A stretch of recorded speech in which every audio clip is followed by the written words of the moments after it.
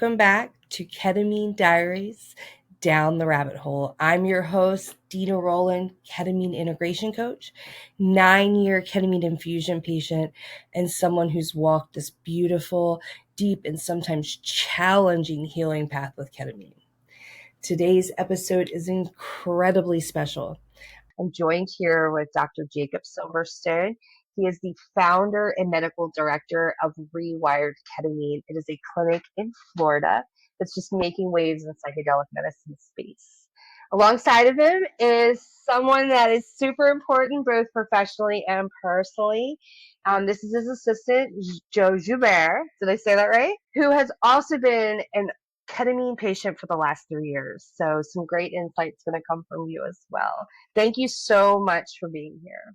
So first I'm going to talk to Dr. Silverstone a little bit. And I really just want to know, 3 years ago, what inspired you to open Rewired? So it's a question that I get asked quite frequently. The origin story is really I ended up having a fair amount of free time based on some decisions that I made throughout my clinical experience and my prior work where I was doing significant amount of surgery. And with that free work, I just started to pursue some of the passions that I had, of which one of them was the idea of what we call contentment, what it is for a person to be in the state of content. We're all quite familiar with the state of depression and state Yes. of anxiety. What is the state of contentment? And in my pursuit of significant amount of reading, I kept coming across some ideas in terms of depression and anxiety. And obviously, when you dig in and you do more research and you do more research, you're going to find within the past 15 years, there's a plethora of information in regards to ketamine and its rapid effect in decreasing depression and its ability to help people. So I got curious, and then I kept digging in and I kept digging in and I kept reading more and more. And if you've ever done the deep dive of medical literature on ketamine, you're going Mm-hmm. to find essentially the same conclusion. It works. We still have to research it more. So if Mm-hmm. it works and it's a medication that's been around for 70 plus years, why aren't we using it? Right. And that's the point where I was left without any satisfactory answer. There is no reason why we're not using it. So then you start challenging other people in the profession and you ask them, why aren't we using it? And there's no clear answer. And then you go back to the literature, and over the past 20 years, you have over 200 publications. These aren't just publications from magazines, these are journals. These Right. are peer-reviewed, double-blind, placebo-controlled, evidence-based articles that are telling you this stuff works. With some of my free time, I started a part-time clinic treating just a handful of patients twice a week. And there's an old expression in surgery. It's see one, do one, teach one. Once you see it, it's a completely different story. And I saw the effects almost immediately. And Yes. with that, the passion kind of just Mm-hmm. accelerated.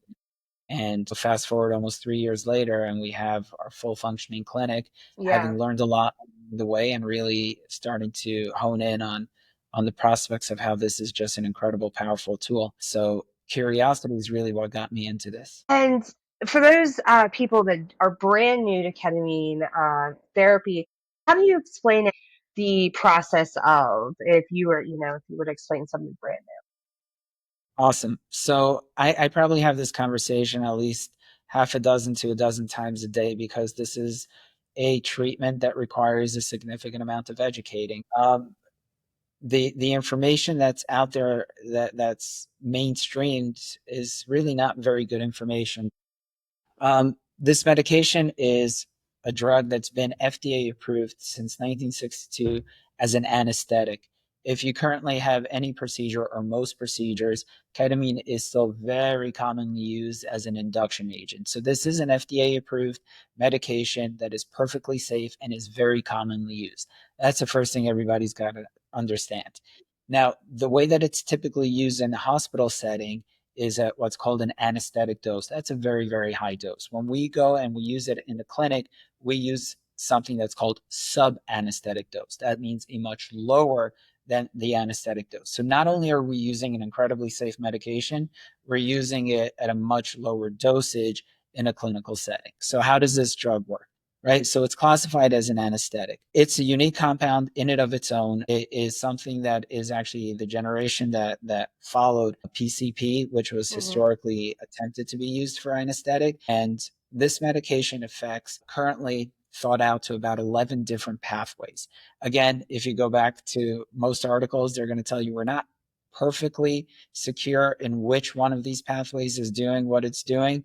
But if we're going to talk about experience wise, there's three major components to every single time a person uses ketamine for a clinical treatment.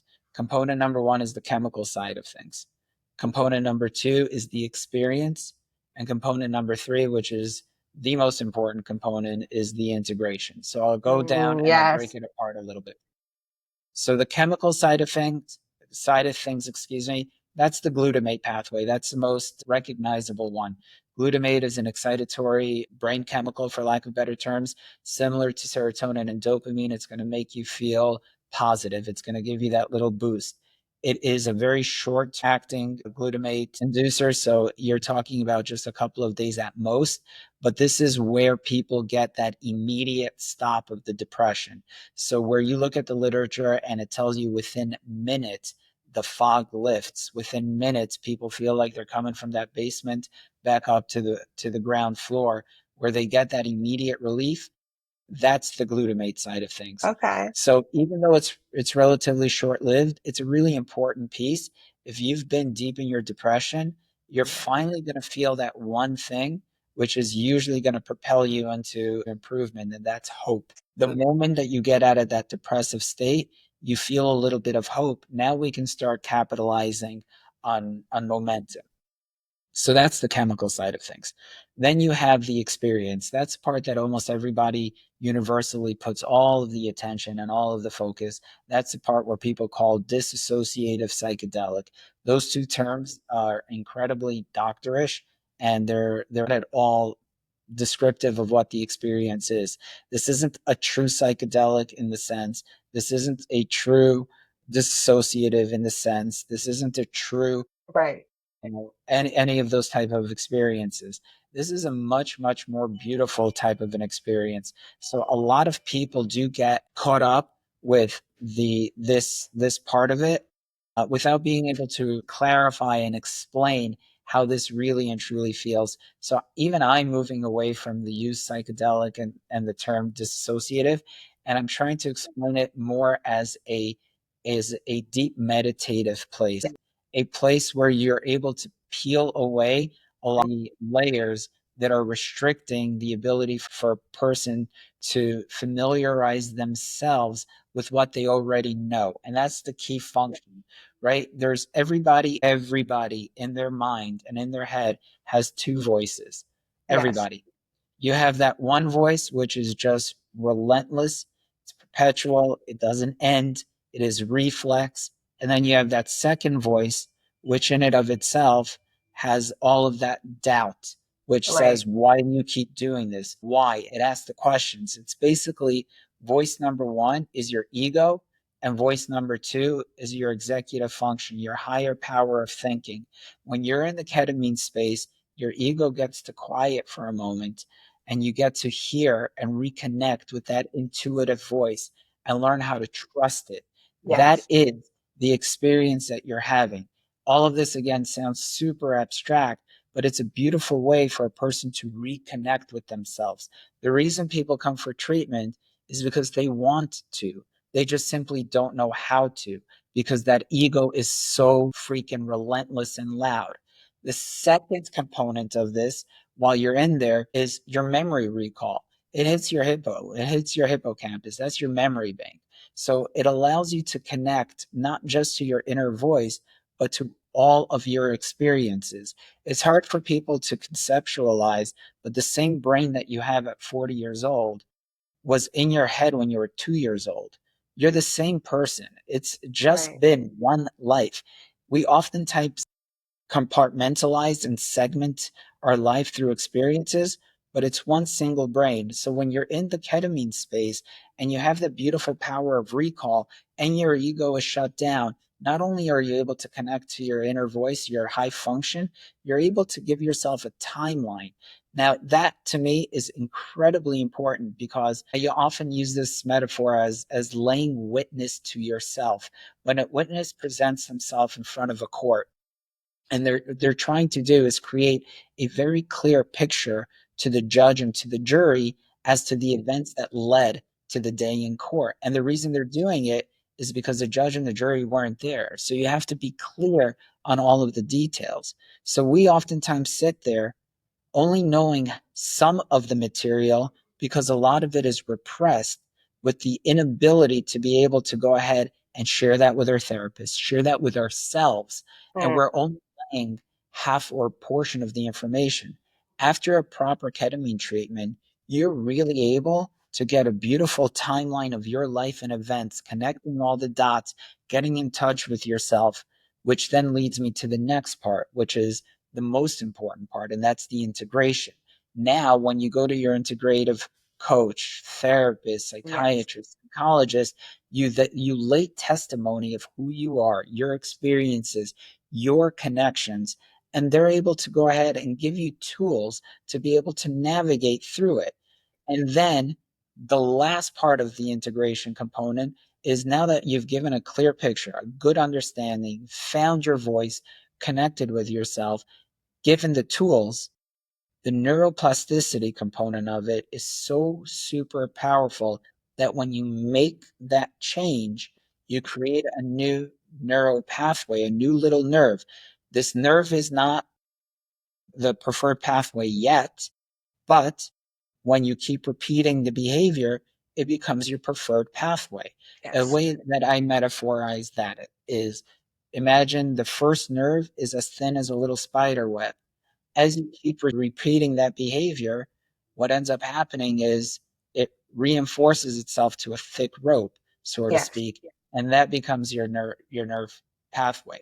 And then it becomes a life changing opportunity. So the major difference between ketamine changed me and ketamine changed my life is understanding the functionality and mm, how it works. And it's not complicated. It is a process and it does take effort, it but it does. really is overall a beautiful, beautiful way to be able Yes. to navigate through this. In historic sense, the world of psychiatry has been pushing a door open with all of their might, trying to feed you with all sorts of brain chemicals. And at the end of the day, all we have to do is lightly pull it open. And that's the way that we're doing it with ketamine. It doesn't take place of work. It doesn't take place of therapy. It just allows the person to testify on their own behalf truths, and it allows them to be connected to their inner voice, their high function, Hmm. and not reactionary to their constant nagging of their ego. So that's how ketamine Absolutely. works. Yes. Yes. And I feel like, especially for myself with the experience part of it, that it's a safe place. It's almost like I'm watching my movie of life rather than being in my movie. So I'm able to safely watch and process in the whole picture Yeah. my trauma in a different way without that incredible emotion attached. And then I'm able to come out with understanding and the ability to release those chains from my trauma. Yeah. That's when you get your high function and your executive brain engaged. You're just in a safer place.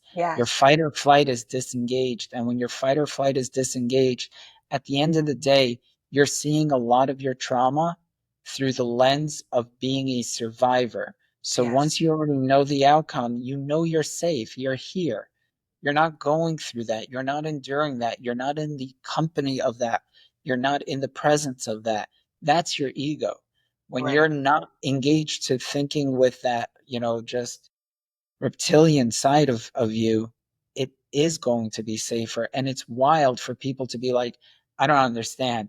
I'm going to go back to Fallujah and feel safe. You're like, yeah, you're going to be right back into it. You're going to be there holding and seeing and witnessing. And the way that this evolves is rather than being a burden to hold, it Hmm. immediately becomes your story to tell, and that's very powerful transformation. Hmm. moment it becomes your story to tell, you're no longer fighting to repress it. And if you're Yes. no longer fighting to repress it, a lot of that fight or flight somatic symptoms do calm down. It's a Right. neurological response. So you're able to get some of those symptoms. Anxiety is tough to beat because anxiety is there for a purpose. We're not there to run away from anxiety. Anxiety is there to alert us that there is a potential risk on the other side of that door. The ego said, don't open that door because there may be danger there. Well, yeah, I know. We have to check to make sure that there's danger or no danger. And the ego's like, don't do it. And that's the anxiety that we feel. The moment you open the door and you're like, oh, there's a fire, I better call the fire department. Now you're no longer repressing, you're no longer fighting. Now you're listening to the anxiety. It's allowing you to be alerted, it's allowing you to inspect. You're able to do it safely and you're able to create a plan of action. You don't know how to do or create a plan of action? Well, that's what therapists are there for. They're there to help you. That's the entire value of this support system. How do you know what your danger is if you don't open that door? Right. Right. Exactly. It's such a powerful tool. I truly feel like when I go into my experience, it's giving me the way to live right as long as I listen. And I can go in. Yeah. Right? That second voice, you have to listen to that second voice. And I really realized that I had my own back. Like I could hear myself say, "You deserve to heal. I got you. You're okay." So you hear yourself. Yep, it really does. It really brought back love for myself. Really made me realize the biggest love of my life was myself, and that was okay. I had my own back finally. And that was one of the biggest self value, the valuable things that I've. Yet the idea that you are your best friend and you can reconnect. Yes. Again, that does not mean you're not going to have to compromise for relationships. That does not mean you're going to, but it's a different approach. Yes. It is no longer repressing the fears. It's acknowledging that these are things that exist and then dealing with it and Mm-hmm. navigating through it.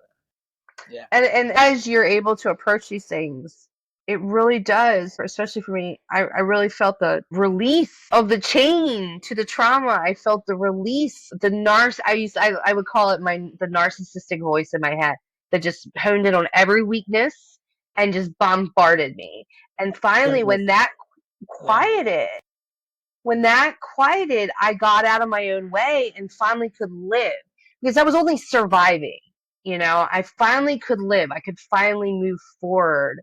And when your brain stops that, it's amazing what you can do, especially pulling off the mask and finding what you enjoy in life, what you like, because you were ill. It's not who you are, it's not your identity. I really realized that with mental illness. It wasn't my identity, although people make you feel like it is, but you can actually really be a totally different human being when you're not mentally ill. And I think that I feel like ketamine is almost like the journey to finding your truest self. The one that's been living there all along. 100%. This deserves to be happy. And the way I try, people are like, some people actually, it's hard for me to understand that people actually don't live with like this bombardment all the time. So when somebody asks me, what does mental illness feel like? I'm like, it's your brain is literally trying to die while your body is trying to live. Just imagine that. Like it once does not want to move another day. Imagine that fight all the time. How tired. Why people can't get out of the house. That all stops. Like you can actually function in life. You can discover. You can really just move forward. And that's the biggest thing I've seen is get you out of your own way. Let's talk about your experience at Rewired Ketamine. So, if say I was a patient for the first time, I'm walking into your clinic. What can they expect from intake to the infusion?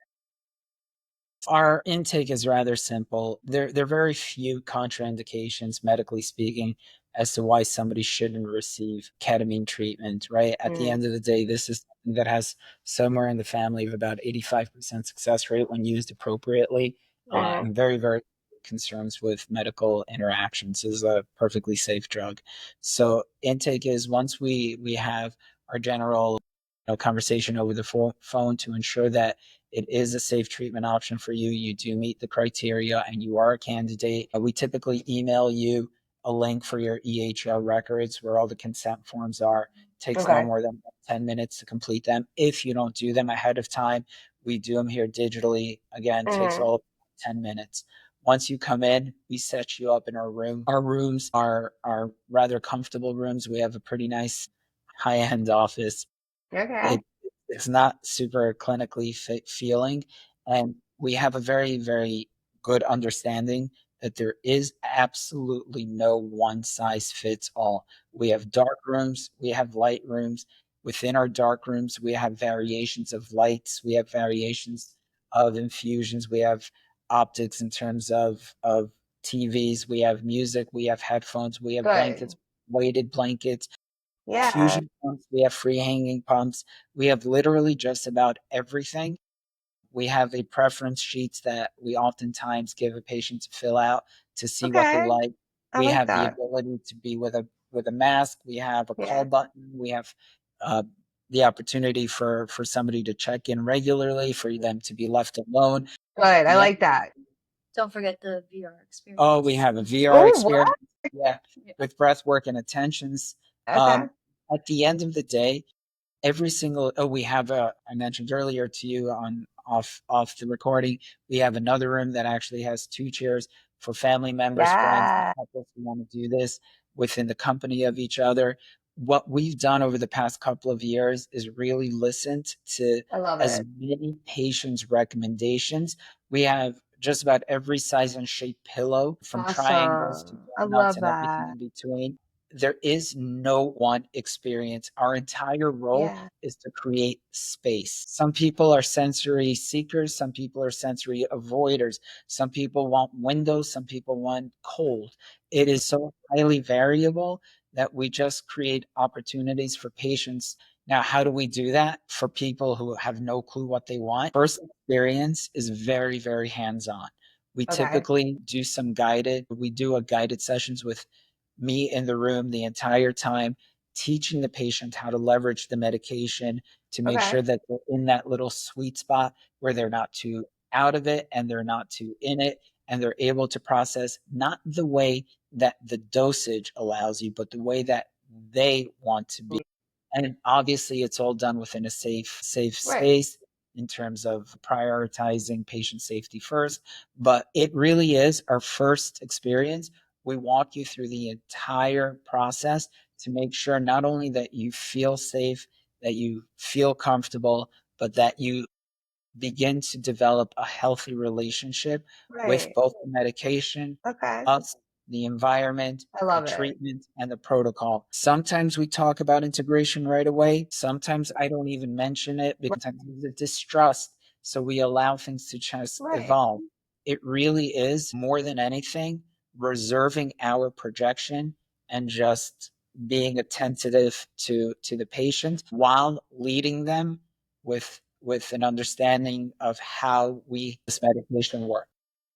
And do you do the typical protocol of the six? Yeah, yeah. Okay. And do you because there's some clinics that do 8, 10, 6. Do you titrate up in your six each time, or some people, or is it So really to the person? Do they sometimes need to level off and then go back up? But your ultimate goal is to get to their chef's kiss dose, the therapeutic dose that they need, which can be everybody's different. we do start with the typical zero point 0.5 milligram per kilogram. However, even with that, I usually ask, are you a fast metabolizer, a lightweight? Where do you usually sit yourself? And I may go up or down 5 milligrams depending on the response. It is something that we have to listen to the patient. Yes. And because usually the first time around I'm in the room, if I find that we may be a little bit too deep, it's not a big deal. I just slow down the titration and stretch it out. Quick recovery because it's a short half life. So the first one is really very hands on to make sure Okay. we get familiar. Usually, just by talking to the patient, we're able to get it right out of the gate. And then if there's ever an adjustment, we just listen. We listen. It's a lot of listening. Do you feel now? I've done both types of administration of IV. I've done pump and drip. Do you prefer the drip or the pump? So the pump is noisy, and even Right. with headphones, I've had patients tell me that it's too distracting for And me. it pulls you out of the rabbit hole, it pulls you up and Yeah. out. So I understand So that. again, there's no answer. My preference is when you're in IV, I can pretty much control it to get you Right. within 45 minutes to an hour. When we're Right. doing the really extended sessions, the 2 hours, the 3 hours, the 4 hours, I would much rather the pump because it's a little Okay. bit more regulatory. And Okay. at that point, it's a moot point with the noise because when it's so slow, you barely hear the pump. So Okay. with a pair of headphones, it kind of just obstructs it. So a- again, patients. So you have different types of administration of ketamine at your clinic. Which ones do you offer there? So we do IV, which has the highest bioavailability and the most reliable in the sense of bioavailability. And we do intramuscular, and we also do subcutaneous. Intramuscular, is wildly written about, so there's a lot of literature on it. Don't love intramuscular for first timers, Right. just because it's a rapid onset and a rapid decline, a little bit harder to control, but some patients need it. They just want a little bit. Again, the metaphor to that is people who jump out of airplanes. Some people Yeah. love the free fall, and some people love the glide. Some people love. So it's really a matter of the experience. Some people need that really rapid free fall type of an experience, and Right. intramuscular way better for those seekers. And then sub Q is kind of like a little bit of a mixture of both. It's a little bit of a Okay. softer, just because it metabolizes a touch slower and it kicks off a little bit slower. So Okay. that needs to be like a good in between for people who don't want the IV or they're really difficult IV access. Yeah. We'll do sub Q. We did talk about how integration, the post infusion work is key to success. Of course, that's something I'm passionate about, being a ketamine integration coach. How do you incorporate the integration? Sometimes you said you don't speak about it at the beginning. How do you incorporate integration to your treatment model at Rewired? So yeah, a lot of the patients, and it's unfortunate because this is kind of the space that we're holding right now in the mental health care world, where we get a ton of patients that have one of two types of views with therapy. Either it doesn't work because clearly here I am, or they want to give me medication and I don't trust them. So there is a little bit of a trust issue that many of these patients coming in have, and I have found as we inherit patients from other clinics that there is a little bit of the white knight phenomenon going on in the ketamine space, where they're Yes. like medication will do the work, will save you, but the reality is it doesn't. When there's a little bit of distrust, the metaphor that I like to use is the broken vessel, right? So even with the finest wine that's available, if you try to pour it into a broken vessel, there's not anything that's going to be retained. I Right. can tell you that after 2 or 3 ketamine infusions with patients who have had a lot of resistance to wanting to do more integrative work, almost every single one of them asks me, do you have somebody that I can talk to? Yes. It becomes a completely different story when their vessel repairs. They then become ready to start receiving, and it's Yes. a completely different approach. So I typically ask a patient, do you have a therapist that you're working with? And Hmm. based on their feedback, like no, or absolutely not, I'm like, Right. I don't even mention it. And after the second or third, I say, hey, Hmm. you really want to see this stick and work, you have to integrate, You and we'll do. work with you and we'll try to pair it up. It's best to do it, the morning, the day of, amazing, but at the very least, the day before your therapy, you're going to see it just works better. And that's our typical approach. So we do have a lot of working partners within the area, some virtual, some in person, and a Right. little bit of the hybrid. We have Yeah. coaches, integrative coaches, Yeah. therapists. It all really matters the patient's needs. Yep, that's exactly true. A lot of my clients come from, like you said, distrust from therapists. So although I'm not a therapist, we do talk in basically from the infusion into the future and set goals and things like that. Yeah. But it's super important just to unpack and be able to see, hold space and just be able to see in perspective and process. Just last week, I had one of my clients, she came out of her infusion feeling horrible. She was like, it's not working anymore. Oh, she's freaking out. It's been now 5 days. She still feels horrible.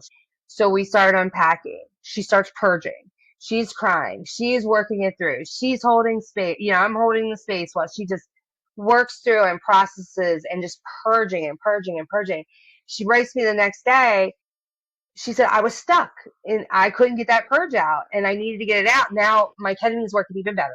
I'm feeling great just because she was able to get it out. So important to integrate it with a coach, a therapist, something to be able to just process and feel in a safe space. Of course, I think integration is absolutely like the keys. Joe, I'd love to talk to you. You have been receiving infusions for 3 years. Yes. Tell me a little bit about your life before ketamine. Sure. Yeah. I'm obviously very passionate about my job here. And the reason because of that, because I was a patient. I started out as a patient, and that came from a place of depression starting at a young age. A lot of traumatic events eventually leading to the diagnosis of CBTSD, which means getting multiple traumatic events Right. through developmental periods. At age, what was it, 27, I went through a divorce and I was by myself in America because I'm from Holland.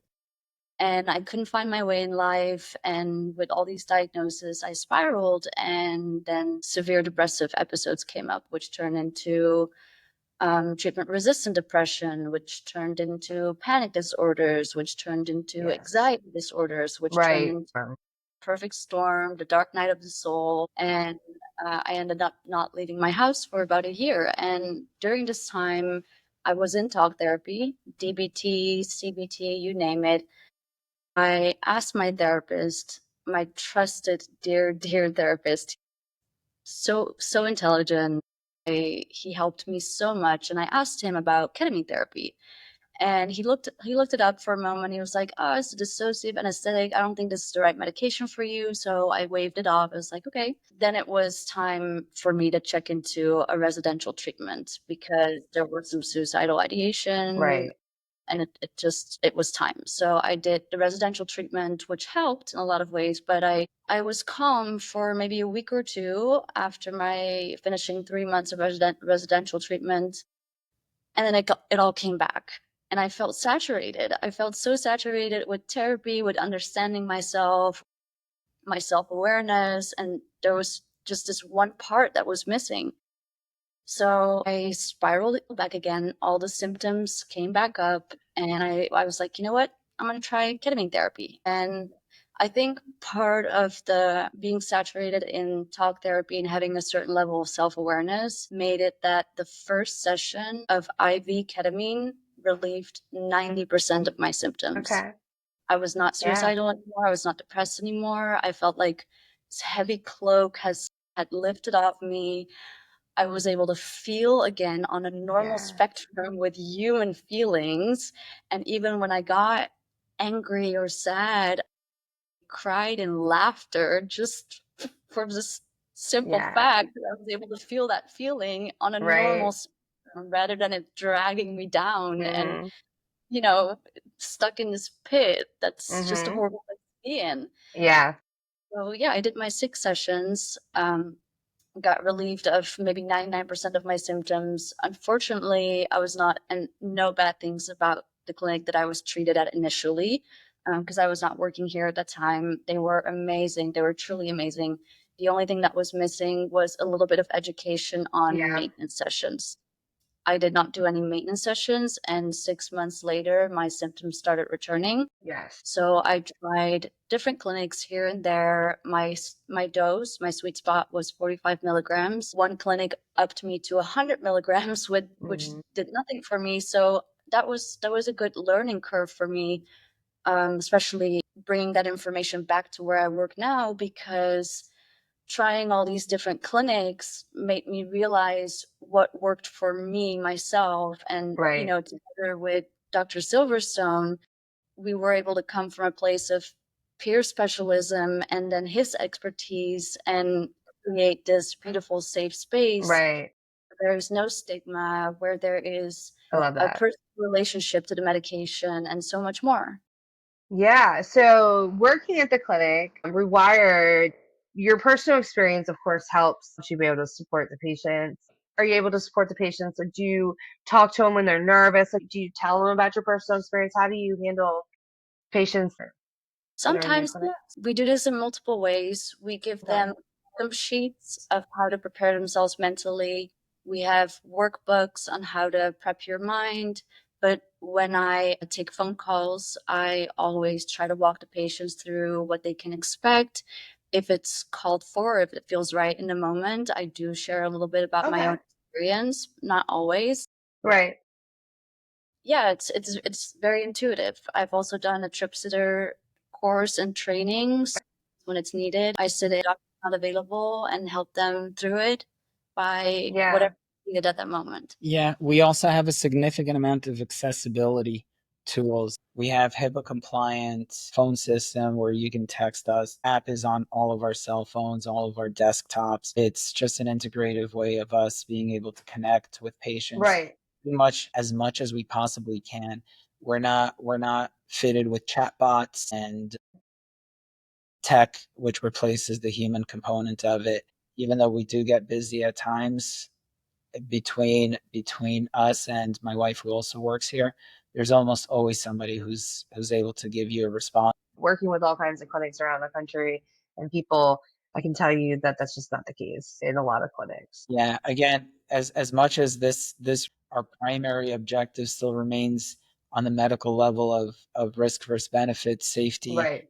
and protocoling in the sense of ensuring that first do no harm. Right. Is as less of the texture that you have here does not feel medical. Find that clinics that are like sterile and like very medically has that atmosphere, people are just not able to heal as well, and if they don't have that comfort level of, and creating that setting. And so when there's not that setting, it's a lot harder for people just to even heal it. Do you understand that? Is also, I don't struggle with empathy fatigue because, mental health providers, if you're in the space for a longer time, there can be this thing called empathy fatigue. And because it's still so deep, like that healing you went through, it's just, you can relate and have all that love to give. And that goes for Jacob too. I never noticed any empathy fatigue, which is a beautiful thing. It always comes from a place of heart. Well, I love that you're able to work in the clinic, because I truly think that people cannot even fathom or understand the power, the healing of ketamine if you've never been mentally ill and felt the relief. You know what I mean? So I love that, like, you're able to work in the clinic, to be able to, when you're in the ketamine space, you're at such a heightened sense of awareness Mhm. that you cannot, as quacky as it sounds, you cannot put out bad energy, bad frequency, bad vibration. There is no hiding it. If you're having any level of impact on that patient in a negative way, it's going to be amplified. It is. Atmosphere and environment is critical. So you have to be on not 99% of the time. You have to be on 100% of the time. I'll have a client come in and tell me, it could be as simple as a sentence that rocked their world right before an infusion, right? So, literally, and although, let's say, the nurse administering didn't mean it that way, like, they're grabbing on, in the light of Matthew Perry being, we all, being that we're in the ketamine, not him, but just right, the fact that this is a right. conversation that is a purposeful misleading. Yes, and some people, of course, being with Matthew Perry, and the media has taken it, not just, they've taken it and made people assume it's ketamine therapy, not the illegal use of a drug that he, although it was ketamine, he still did it in an illegal manner, not safely. The second one was the problem. Exactly. Above all. So the media made it sound like he had walked into a clinic and got it. So of course, what you're going to have is, you're going to have clients or patients that come to you, and worry about overuse and dependency. So how do you talk to the patients about that? Yeah. So just to address the first part real quick, right? It's hard to know one way or the other if Matthew Perry would still be with us if he didn't take a significant amount in a swimming pool. He Right. drowned. It's like Yes. suggesting that, the frat boy who had, 10 pints of beer died in a Right. car crash. Maybe he could have died from alcohol poisoning. I don't know, Right. but he did it while he was driving. If you're aware that ketamine, and he knew, and he was very fully aware because he was involved in ketamine treatment, that Yes. it did put you in an dissociated anesthetic place while you're in that trance, you are not able to do what, right, like you can't operate heavy machinery. He did it in a pool or a whirlpool or a hot tub, in a pool of water. I mean, ultimately, he kind of knew what he was getting himself into, unfortunately. And I know that sounds callous, but it was not a ketamine death. It was a ketamine related drowning. Exactly. So what do we deal with in terms of abuse? So there's a couple of things that we have to be tuned into, and we have to be honest with ourselves and with our patients. There is an uptick in current trends of ketamine being abused recreationally. That does not mean that it is clinical ketamine that is pushing the idea of people. We're seeing this as a whole in terms of the psychedelic community. We're seeing that there is a higher uptick of ayahuasca, of Right. bofo, of psilocybin, and ketamine gets lumped into it.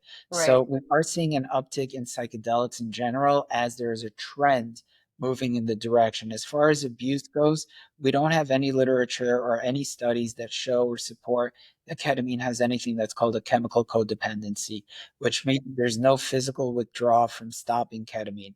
When you're done with your 6 sessions, I don't see many people fiending and wanting additional. It's almost a fight to get them to do the maintenance because they're Right. like, I feel great. Like, I know, but we want to make sure you continue to feel great. So let's schedule you for 6 weeks. If in 6 weeks you're feeling amazing, then we can, right? So it's almost as if we're trying to lead them into it. As far as addiction goes, addiction is behavioral. There is really nothing that gives you, again, that glutamate is a very nice positive feeling. Mm-hmm. If there's something that gives you a serotonin or a dopamine or a up that can lead to some level of behavioral addiction and abuse. We see this with social media. We see this with sugars and fats. We see this Right. pornography. We see this with gambling. We see this with, shopping. Just about anything that gives you that little serotonin and dopamine bump can allure a person into behavioral needs. Again, we're using this so much for healing, and our patient pool and population is so heavily weighted on people that are tired of not feeling good that we tend not to really get too bothered. Every once in a while, we will come across a person who is seemingly misusing the medication, and then we have to make a conscious decision Right. to terminate the relationship with the patient because we're noticing that they do fall into the failure rate. But when we're hitting 85% success rate, we rarely see any abuse going on here.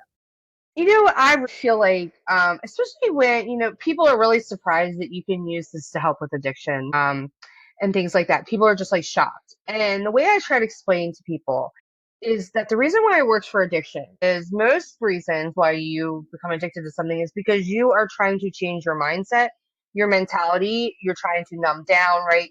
You're doing something to alter your Neurological brain. regulation.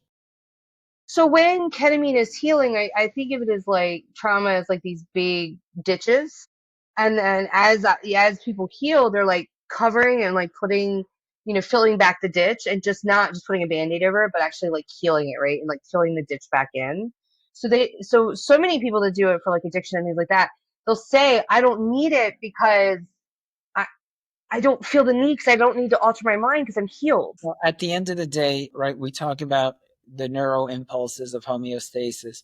Your Hmm. body is in constant fight to remain in that balance, and you get upregulated and downregulated. And when you're downregulated, you find ways to get yourself picked up, and you do that Right. again through anything that's going to hit you with dopamine or serotonin.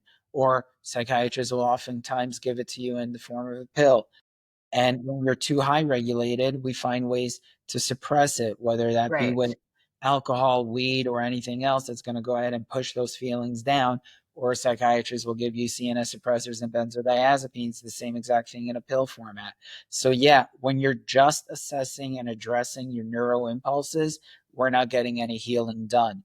The way that ketamine works, as we've already mentioned a number of times, is by getting a clear understanding to what's behind that door and what's causing those neural impulses to up and down regulate. So Yep. you're not looking to quiet the sensation. You're not turning off the alarm because you're not focused on the alarm anymore. It's just it's a much more direct way of doing things. It's pulling the door open instead of constantly trying to keep it shut. Yes, exactly. I absolutely agree with you. So we'll kind of like change a little bit. I've been, of course, getting this for 9 years, and we talked earlier about how early on, I made the correlation between deep integration and my ability to get better symptom relief in longer times in between. And now for the last 4 years, almost 5 years of my ketamine treatments, I now only need it every 6 months. What do you see the correlation between them putting in the work, the post infusion integration work and healing, and how often they need it and the amount of symptom relief that people get? Yeah, definitively. Yeah. It's not even a question. Obviously, the more tools you get put in your toolbox, the more you're able to cope and Yeah. manage day to days. It's just, yeah, we're very clear and upfront. Again, we say this all the time. The major difference between ketamine was amazing and ketamine changed my life is Yeah. the integration. And we have patients that, people are like, how long am I going to have to do this for? And we usually say the lowest efficacious dose possible. And we're hoping that the lowest efficacious dose is 0. It's not good for business, so to speak, but it's amazing for business, so to speak. Right. What we want is people to not need anything, but if you need it, then go ahead and feel comfortable and confident using it. And many, many people do exactly what you're suggesting. They'll give themselves a very, very drawn out time frame between their dosing as they're integrating and moving on with time. Some people actually discharge themselves. They'll prearrange themselves a treatment, and then they'll call up and they'll be like, you know what? I'm I actually did feeling that. Yep. amazing. I'm really good. And they'll self-discharge. Also leading back to that abuse question. This is work. A lot of people they're like content to the point where they're like, all right, I get it. I'm gonna have good days, I'm gonna have bad days, but I'm gonna have feelings throughout all my days, and this is fine, and I'm 100%. okay with it. And they're going to function well. And they're going to, like you said, they're going to come out of survival mode. They're going to, rather than surviving, they're going to start thriving. It's a different mentality, but you're right, 100% significantly higher rates of success with Hmm. integration, higher rate lower rate of any form of Yeah. dependence with integration. And you probably see this within your practice as well. Hmm. People will go from 6, 8, 10, 12 sessions the first 3 months as they need to do all of the unpacking and building of their tool belt. And then as they improve, they'll be like, you know what? I'm good I'm once a month. good. Once Yep. a month check in. And then they're like, you know what? Let's do a quarterly check in. Yeah. This is just the progression. This is how we know it's working. Yeah.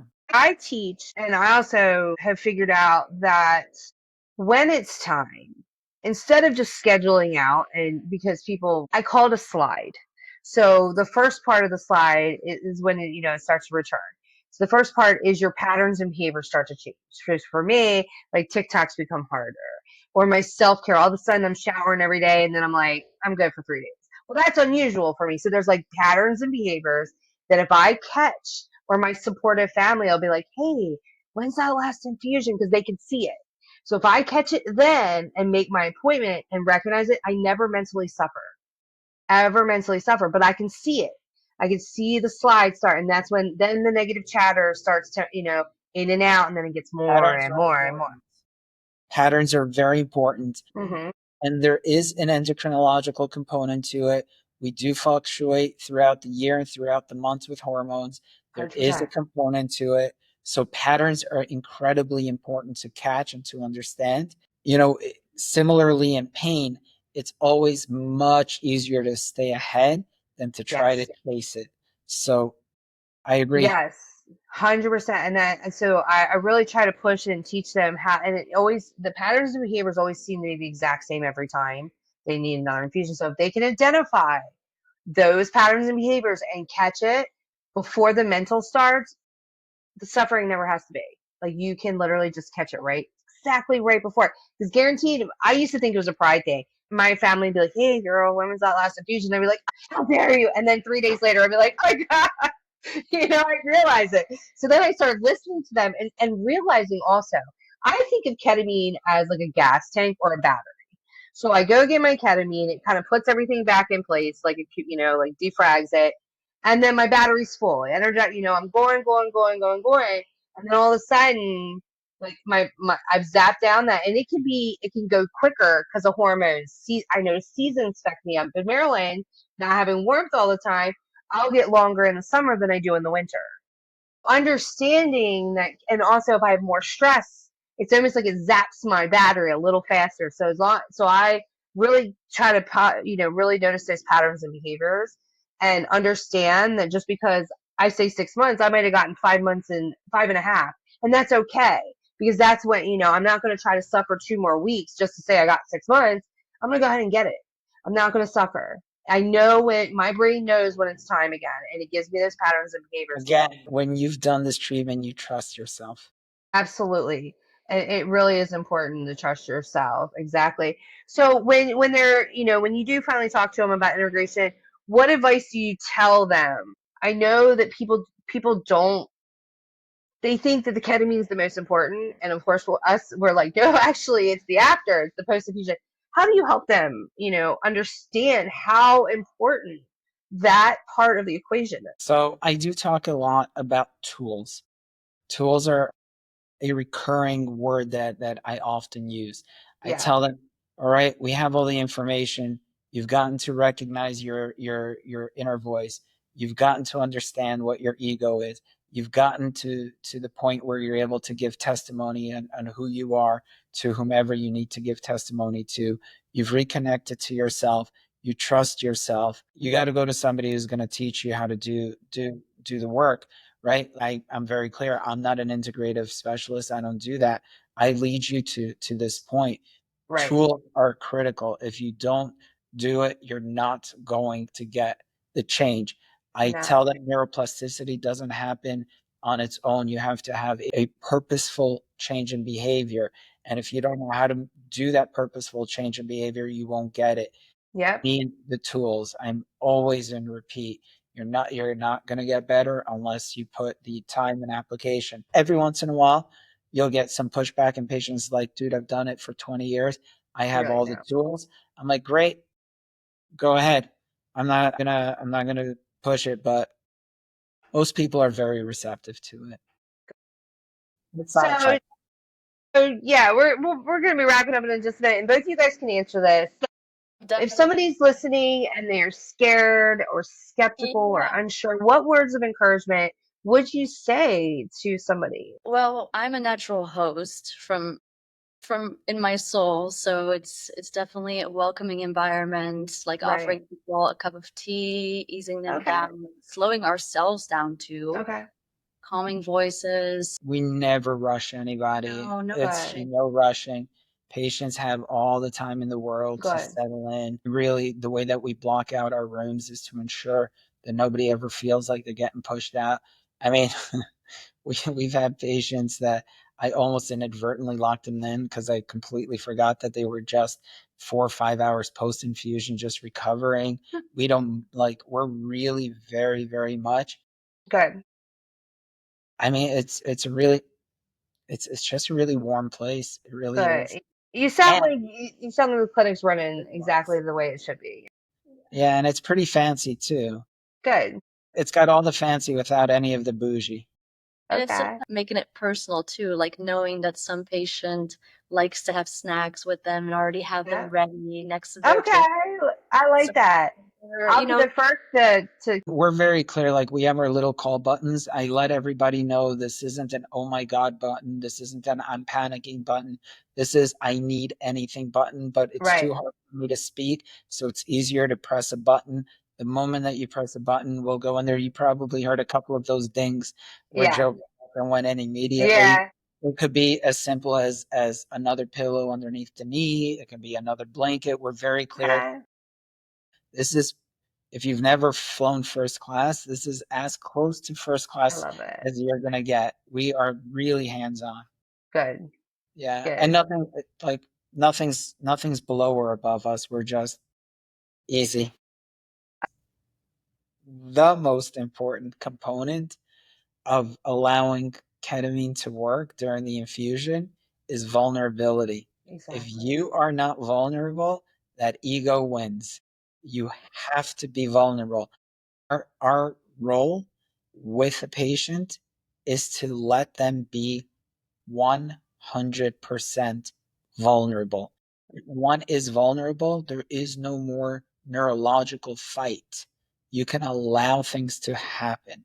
So I think the best way for us to describe our clinic is, or our space is, you can come here and just 100% be vulnerable. Good. And it's just a healing environment. That's so amazing. Well, thank you so much for being here. I know our listeners are walking away with just such more deeper information and maybe some hope that, one day they can get that silence and that peace and that relief and truly live with a mentally healthy mind. We all deserve it. We truly all deserve that peace. So thank you so much for taking the chance and really just putting it out there to heal people. It's life changing and life saving. And if we didn't have people like you that believed in the clinic, believed in ketamine and what it did, even in those days where you had pushback from psychiatrists and therapists, and you probably still do, but you stand there and you're like, no, I know what the power of ketamine is. I know that it heals. It just doesn't band-aid. It truly heals. So thank you so much for being that person that took the chance and said, hey, we want to create that environment that, because at the end of the day, the more people heal, of course, it's not easier on your pocket, but at the end of the day, you can see, honestly, somebody that heals that doesn't need any for it, they are the best word of mouth advertisement you ever heard. People that are happy and healing will yell from the mountaintops, go here because I am healed. So thank you so much for what you do.